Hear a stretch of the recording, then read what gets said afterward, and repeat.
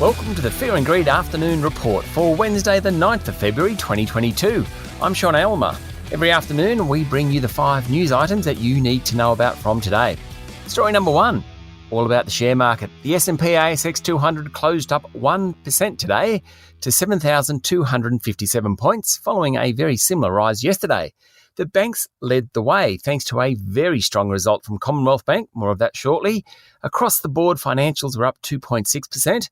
Including Westpac and National Australia Bank, they both rose 2.4%, and ANZ jumped 1.7%.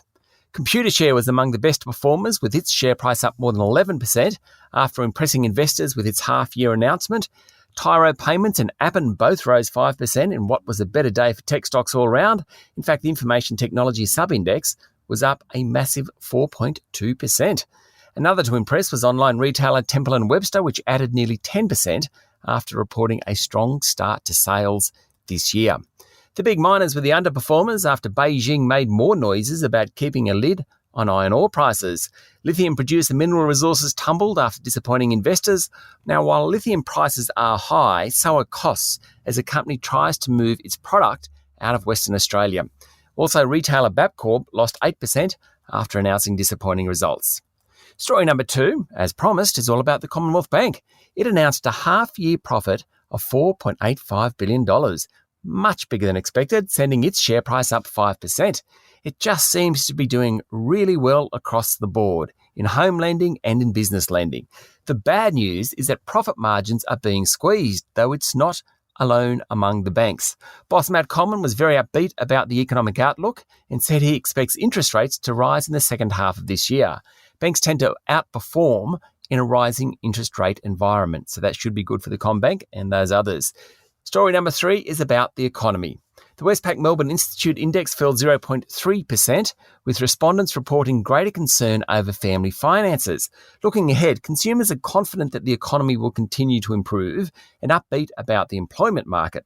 The survey shows that consumers expect interest rates to rise, with 2/3 of respondents forecasting a hike in rates over the next year, and a big chunk of those guys think it will be more than 1%. So, this week we've had readings of business and consumer confidence. The story is the same. Things went into a lull the past few weeks, but are expected to pick up again in coming months. That's good news.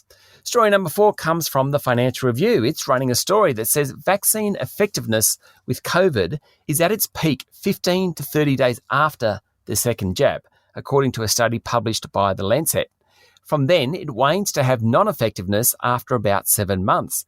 But there is a difference between being protected from infection and being protected from serious illness. Protection against severe illness was much better maintained than against the infection.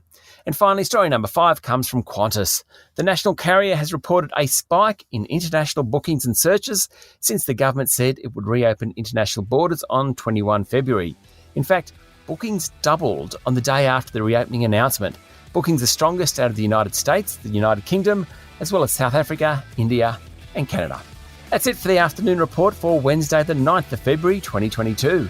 Don't forget to hit follow on the podcast and find Fear and Greed on LinkedIn, Twitter and Facebook. Join Michael Thompson and I tomorrow morning for the Thursday Fast 5 by Fear and Greed. I'm Sean Aylmer. Enjoy your evening.